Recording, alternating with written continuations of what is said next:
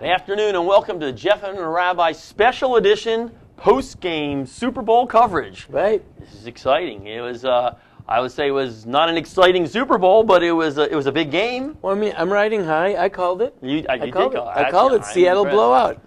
I'm impressed. He did call it, but that's not fair. When the rabbi gets it right, sometimes he's got a little extra help. So right. There's only one thing that I forgot to do.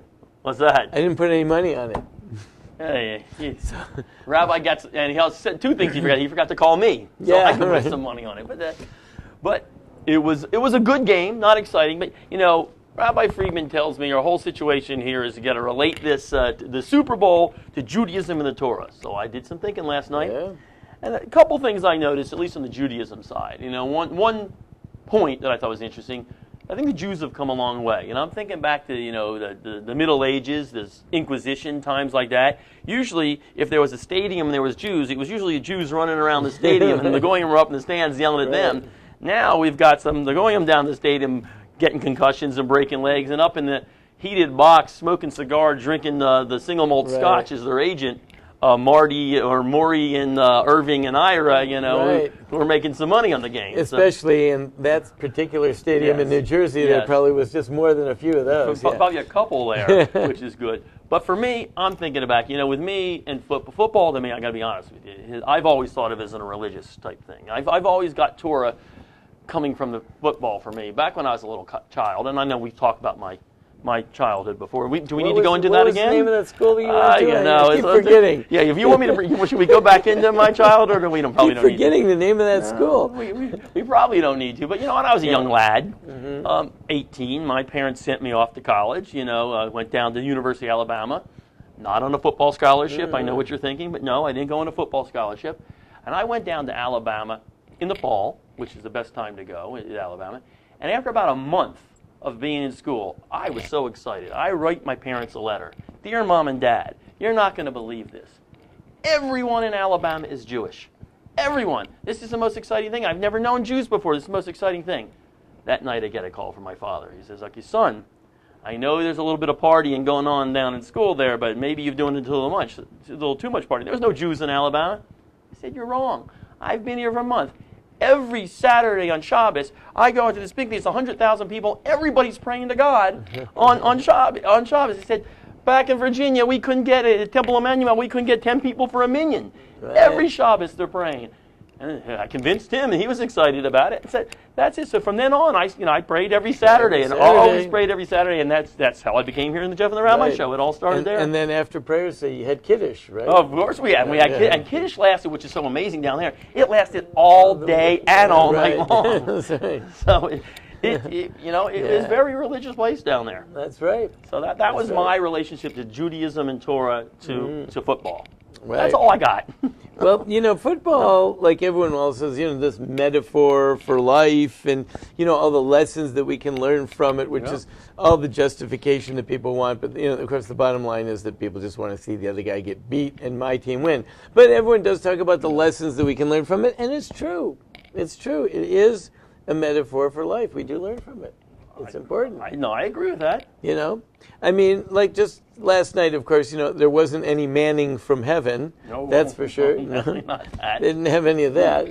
Good one. Yeah. That covered manning from heaven. But really, every game you have to look at it and see what is the lesson that we're being taught. What do we take away from this? A lot of people I know are kind of bored.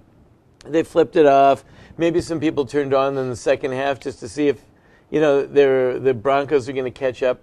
Now, I'm a little bit older, so I grew up in the years when there usually was a blowout. I mean, more often than not, Super Bowls used to be blowouts. They were very rarely close. These competitive Super Bowl things is more of a modern invention. Yep. But Super Bowls used to pretty much always be blowouts. And so I'm kind of used to that.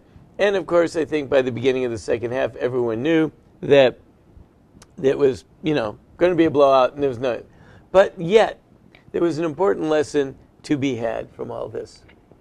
King David, in Psalms. Okay. King David summed it up in Psalms. The whole Super Bowl he summed up? This particular Super Bowl, and in truth, this is an old football adage that everyone knows. Okay? King David said, turn from evil and do good. And everyone understands that to mean that you first have to turn from evil and then work on doing good. Or, in football terms, a good defense will beat a good offense. I knew you were going there somehow. But that's good. It's all about the defense. Right. You got to lead with that defense. It's built on a defense. Now, what does that mean? That means, you got a guy. Let's see, what's King David talking about? There's a lot of people out there in the world. There's all kinds of lures and attractions and all this opportunity to do bad. And people are doing bad all the time. Then there's good. A lot of people doing good, trying to do good. Many people will find that they do lots of good, but their bad outweighs the good. You do a whole bunch of good. I happen to know a guy right now who has done a whole bunch of good. However, he's going to be heading to a federal penitentiary very soon because of some of the bad that he did. And, all that good, it's like that bad got way outweighs it. Shame. That's not good. When they nailed him, it's bad. So you can't bring up all the good, and you're still going to the penitentiary. Yeah, so he could say, I did good, and they said, yeah, well, you'll tell your friends about it in the penitentiary there. That's not good. So that's pretty bad. And the same thing, you can do all kinds of good stuff, but, if you do bad to people around you and stuff, it's just not going to go. So King David said that, and then we'll start off with, this is the standard interpretation. Okay. King David said, turn from evil. That means the first thing you have to do is you have to put up a defense against all those people out there that want to be doing bad, that want to hurt you. Like if you're in football terms, they got their offense. Their offense is bad, right? We're the good guys. They're the bad guys. Right. That offense is trying to penetrate. That offense is trying to run over us. That offense is trying to score on us. Right. The first thing you got to do is you got to have a good defense.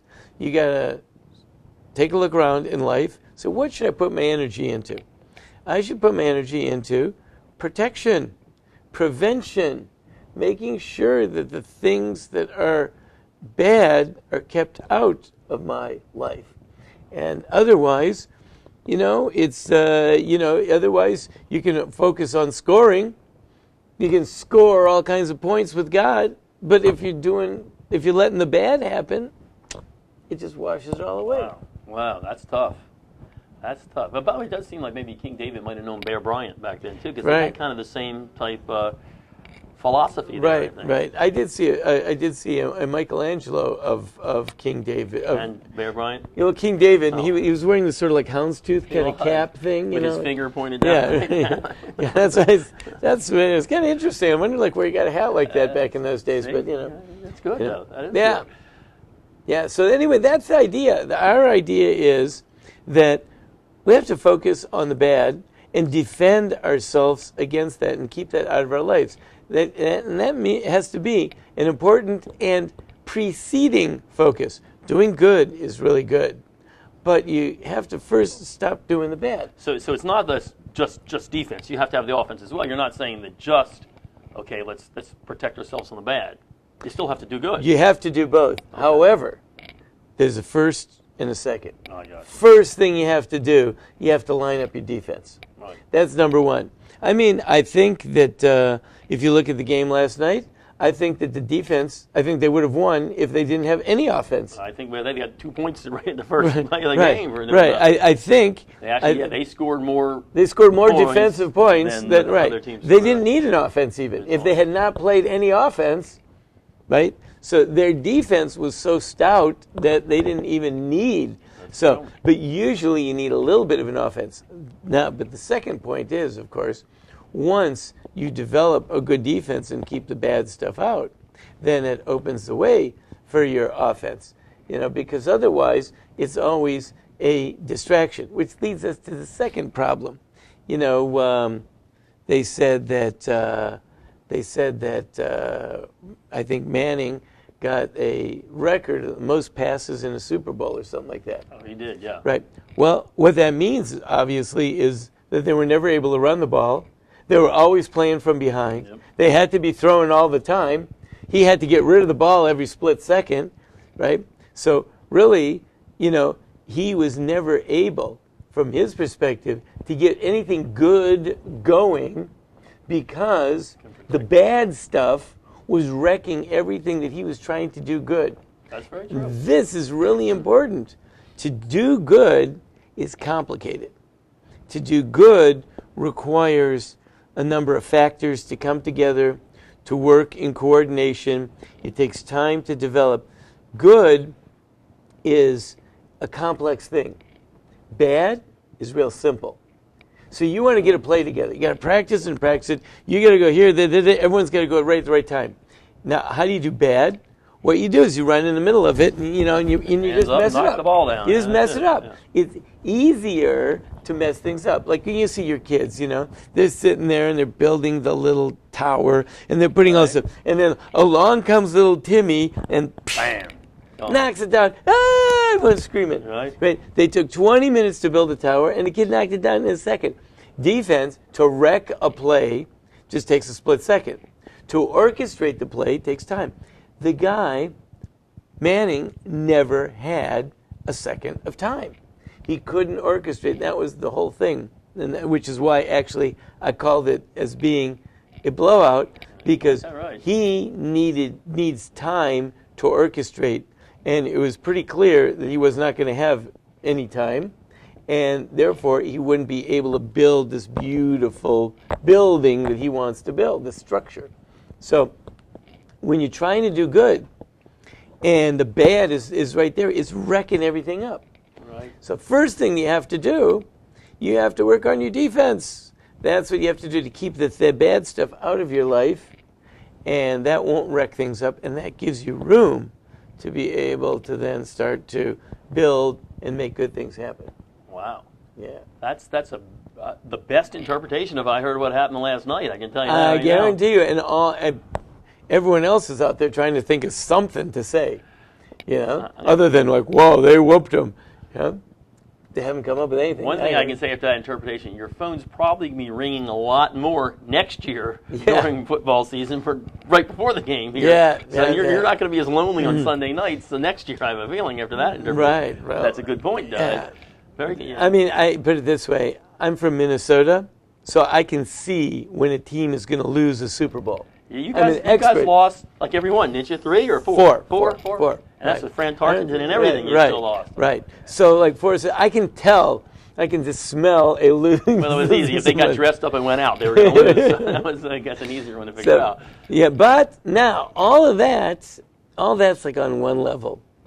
But now I want to take that same thing and give it just a little twist. Okay. And this is kind of an interesting twist here.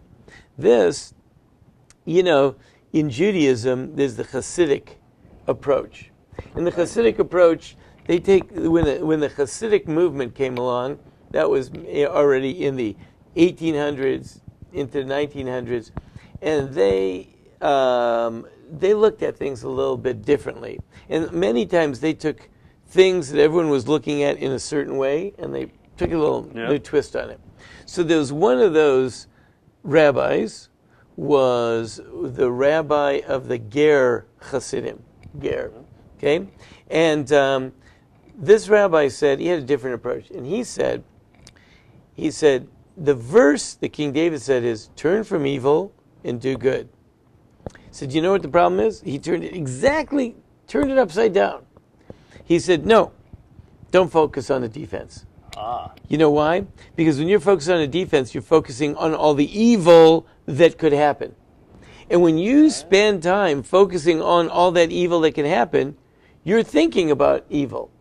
And by the very fact that you're thinking about all that evil, it distracts you, and you end up becoming closer to it and falling into it. He says, don't think about it at all. Wow. Think about all the good that you're doing. Turn from the evil and do good, meaning, let's just forget about all that evil. Just do good. Occupy yourself with good. So you put a complete different spin on it. I never knew football was this complicated. Yeah. Okay. So it's a whole different thing. Like his offensive coordinator was his defensive coordinator. Like he switched him around. It's unbelievable. It's too confusing for me. Yeah, it's very deep. Listen, football is a complex game as played today. Yes. Right. So anyway, and their idea was different.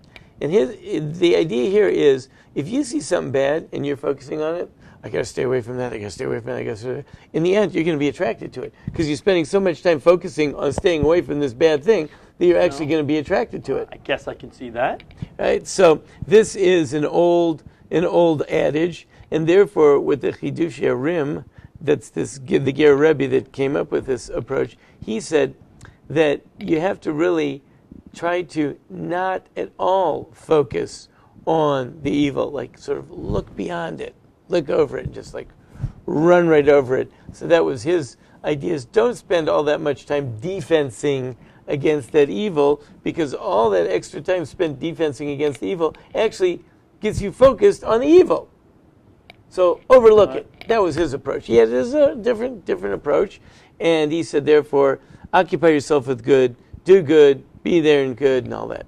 Well, I must say, however, I know that's a good approach and all that, but I do want to say that it seems to me that the standard approach was on display in front of an international audience last night, and millions of people came to see that good defense, beats good offense, and therefore the first thing you got to do is focus on that defense and don't let the bad stuff happen. A little of that, I can say that I can see a little bit of what he said, because I think on the kickoff return and the opening kickoff of the second half, when the Seahawks ran the ball back, he was just focusing straight on that. He wasn't even thinking it, and he just went around, forgot about the defense, and ran it. So maybe the Seahawks got a little bit of that as well on the running, and that's how they got that touchdown on the kickoff return. I think that's probably what he meant. Like, if you're focusing on that guy who's there to tackle you, you're going to end up running right into him. Right. But you got to just be focusing beyond him. And Forget about him. He did that. Forget about him. So maybe the Seahawks, I think, and I've heard this about them, they're a little bit of a Hasidic and a little bit of non-Hasidic, so they probably got a little bit of both things there. Right. Well, Seahawks, from what I understand, are birds of prey, and, we like anyone that prays, so. That's a good point, too. That's important. Yeah.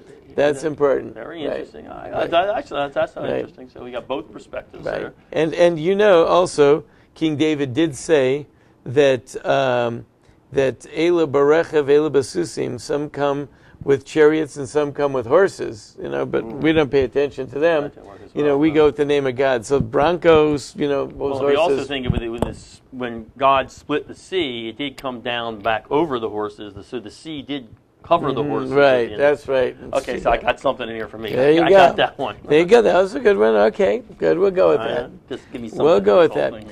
So anyway, that's when you're looking for a real solid that you can count on football analysis, you got to turn to the Torah, because everything's there. Now, I did get a note from someone watching the game. He said, because I'm told him what the topic is, is it possible that you could relate Peyton Manning to Job in the Torah? He's going to hit the guy in everything. He's got it all. He's got everything going right for him, then everything. And by the end of the game, he's sitting naked on an ash heap. Could that be it? He loses everything. He's won all these trophies. He's the guy. And by the end of the thing, he's just stripped naked on top of ash heap. That was poor. Yeah, it's tough. I felt bad for the guy. I felt bad going into it, because I really would have loved. Everyone would have loved to have seen him. The great redemptive moment and all that. And I didn't know, I just felt this strong feeling it's going to be a sad day. And, what does a guy like that say, too? It's, just sad. There's a lot of sadness to be had. But, we have to take our lessons and move on and move out in life. I guess it's true. So, all in all, again, I get your two examples there. But, it's still, so does football itself have a backing in, does every play, because that's how I, in my promo here, I told everybody, Rabbi Friedman was going to tell us every play, every run, everything has a basis in Torah. It certainly does if we want to get to that level of analysis. But here's what I was thinking, just to help you out. I know when I watch a football game, sometimes I find if I stand over here on the left side of the room with one foot kind of in the air and my arm back like this, my team, usually Alabama, if I'm watching football, scores. And so me, relating that back to the Torah, I'm thinking of the time when Moses, he's out there, his team's on the field fighting, and he realizes when he raises his arms, they do well. When he lowers his arms, this is just like me in a football game, they don't do well. So their great solution to this is not, whatever. Their solution was to get a rock, lean his arms on it, help him hold his arms on it. So was Moses sort of just kind of like me watching a football game? Well, maybe, to tell you the truth, maybe the maybe they could have done a little bit more praying over there in the Broncos. I wonder if like Tim Tebow had been there, maybe he would have been like doing some praying for them. Maybe that's what they're missing, the prayer angle. Maybe this could have been a lesson then learned for getting rid of Tim Tebow, because if Tim Tebow was there, getting back at him. I don't know. Well, that's, I hate to play God. I hate to like get into that, but one never knows. But the bottom line is, I do think that someone spoke to the Seattle players. Maybe they spoke to themselves, and they decided they cut out a lot of the trash, which they had been like very famous for after the championship game. Yep. And they cut out a lot of the trash, and they conducted themselves in a dignified fashion as winners. I mean, I don't know what happened a few hours later on after the game, Probably but not. at least what was visible to the public was dignified, and I think that was pretty important, move, and really good for people to actually try to imbue the sport with lessons for life and conduct about elevating us and seeing that what we really can do to bring ourselves up as people, rather than be self-centered and a lot of this chest beating and stuff like that, which is really it really drags everyone down, and it really almost makes you not want your kid to watch a sporting event. So I think it was good that they elevated it a little bit. Well, that being said, if you take the sports, or football, for instance, since we're talking about it all together, is that a good thing? Would Judaism, would the Torah be fond of people sitting around in a stadium watching people for obviously for a situation that's not really, I don't want to say it's not meaningful, but there's not anything is really coming from it. But he scores, he kicks the ball over between the thing, they score over here. Millions and millions of dollars are spent on it. The commercials themselves, millions and millions of dollars are spent on it. Is that good? Do you want your children watching that? Is that, All I can say is that last night, because Super Bowl night is always a special night in my house, it's the night that no one wants me. Right. No one's interested in me. No one calls me up. No one has any. One time the phone rang, and I was shocked. Like, who in the world? No one ever calls me during the Super Bowl. And, of course, it was a lady. Okay. That was for sure. Yeah. Like, if the phone was going to ring, it was a lady. I thought, like, heaven forbid, I thought someone might have passed. Because, other than that, it turned out that a bunch of wives got together. Right. Well, their husbands were at the Super Bowl game, and they were playing some type of, one of these Jewish trivia games. Right. And the lady was calling me up to try to get an answer to a question in a Jewish trivia game. Right. Well. But so that was about the only call I ever get. So therefore, what I usually do is I have a little project. And last night I had a project. It was something that I had worked on, and I didn't really have it clear. And I went back and I reviewed it, and I really got it straight. It was really, really super. And all I can say is that the way I spent my night last night, I listened on the radio to about 10 minutes of the game. I don't think much more than that, because I really had already come to the conclusion it's going to be a blowout, and it's misery. I mean, I just hate to watch these guys getting one side getting their face stepped on. It's just painful. So I decided I wasn't really going to watch it. I listened to about 10 minutes on the radio. But what I accomplished during those 3 hours, I believe I will have forever. And what many others accomplished during those 3 hours. They're not getting back? I mean, if you think that this game was one of the most watched thing, I don't know how many people watch it, like hundreds of millions. Probably, yeah. Right, hundreds of millions of people watch it. Well, if you multiply that times 3, so what is that? Like 1 billion hours? That's a lot of hours. It's like 1 billion hours that no one will ever get back. And for what? What did they see? What did they do? I mean, I don't know what the lesson was. I don't know what they gained from it. I guess there was always the hope that they would see something exciting, but it's a big gamble. But so you're not one of those guys after the game, like back in Minnesota when your team, I guess you never won, so you never really got that experience. But you were not one of those guys that went out and looted, burned down the city, turned over buses and cars. You didn't do that. No, so the sport didn't mean that much to you to do that. No, but even if it had been in Minnesota. in Minnesota, had the team won, they would have lit a fire just to keep everyone warm. That's a good point. They would have lit some cars on fire just so everyone would be like, Right. great. It wouldn't have been a protest or it would just been to stay warm and survive. Thank God. Could we light it? Throw another car Throw in there. another Maybe car let's in the warm up so we don't freeze to death tonight. So you just don't seem to be taking this as seriously as other people. No. I don't know what's wrong here. I guess we just really don't know. The really, really sad part is that after the team wins and after Seattle wins, they're going to have their parade, and everyone's going to feel really good about themselves. And you will see, they're going to write articles about this. People in Seattle are going to be nicer to each other today, tomorrow, Wednesday. Right. They will be nicer to each other. And think about that, because everyone's happy and euphoric. Well, think about that. Why was everyone happy and euphoric? Because what happened? Because these guys won a football game. Yep. If that is enough to make you happy and euphoric and being nicer to other people, wow. Can you just imagine how easy it would be to be nicer to other people any other day? Because the reason here is so minimal, and it's enough. And people, I've read articles about this. I read an article about this about a World Series championship in Minnesota some years ago, and they like noted all kinds of people were just more polite in stores, and everyone was friendly and happy. I think they beat the Braves that year. That was it could be. Yeah, and it goes on for a few days. It's really nice. That's it. That's what makes you friendlier. Well, I got to tell you that because I've had the same realization. I'm an avid college football fan, and in Alabama, beside this year, we've had a pretty good run here for the last 5 years. We won 3 out of 5 years national championships. So, we win the national championship. I'm on top of the world. It crazy me. The next day, though, I'm moving on. I stressed out every single week for 12, 13, 14 weeks. And when it's over, you move on. And you are happier. Now, the only difference is I can tell you this, going to school in Alabama, 365 days a year. If I'm talking to a friend, usually conversation ends with, roll tide. So, so it's roll tide. Even if it's in summer, hey, what's up? How you doing? Roll tide. So it is a little bit different than Minnesota or places like that. We roll tide all year round, so we have some spirit. Which, by the way, also they've done a lot of studies, and they know that they've measured men's testosterone levels. Right. Team wins. Oh God, Team loses. Oh yeah, there's no doubt. Hey, you're not healthy because your team lost. That's a big price to pay for being a fan. It doesn't do too much for you in the long run. I have a friend of mine who goes to your schools. As a matter of fact, we both went to Alabama together, and we joke about every year.